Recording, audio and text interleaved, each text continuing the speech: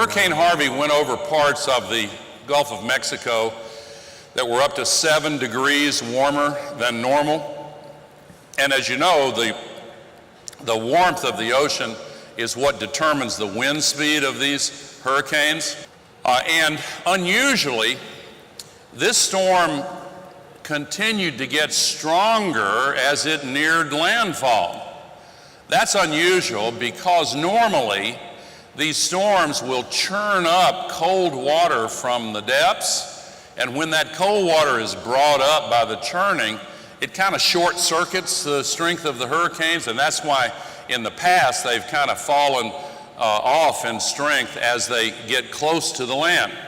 But with Harvey, the depth went all the way down to the bottom of the Gulf of Mexico, 200 meters and more as it approached landfall.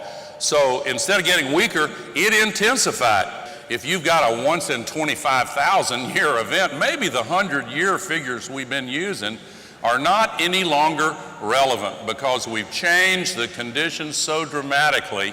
It is no longer possible to make reference to the past when we have obliterated the conditions that gave rise to those past records. In fact, in some of the Houston area, it was a once in 500,000 year event. We are leaving the boundaries of the climate balance that we have known since human civilization began. As someone currently studying the built environment and its ramifications after Hurricane Harvey, I was really interested to hear him address the sort of individual need and intense need that all of us have for a solution and for being part of the solution and being an active participant regardless of our field of study or what we're interested in outside of this specific issue, that this issue ties to all of it, right? We can't do anything without our environment and without a more holistic view of the players in it. So I thought it was really digestible, which is probably the goal of this speech to start out with, is not just preaching to the choir who's already believes that the issues like climate change and the importance of taking action on it, but also hopefully presenting the information in a way that convinces the holdouts in the crowd, the people who maybe don't view it as serious of an issue as it actually is, that it's something that we need to act on now and not wait 10 to 15 years down the line. I was really surprised by a lot of things he said, particularly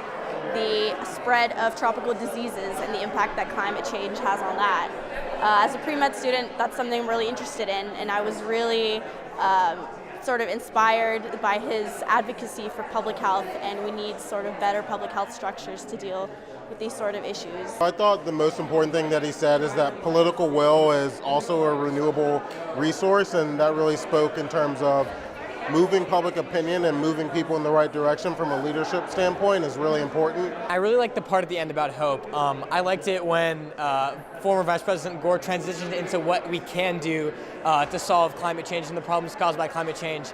And I was really proud to see Texas up there leading the way by creating massive amounts of wind energy. And as a native Texan, I'm just proud of my state, and I'm also proud of the progress we've made, and also the message of a hope that to tell us that we are the forefront of this revolution, and a lot of the responsibility falls on our shoulders. And I'm glad to be a part of that movement and to really make the world a better place.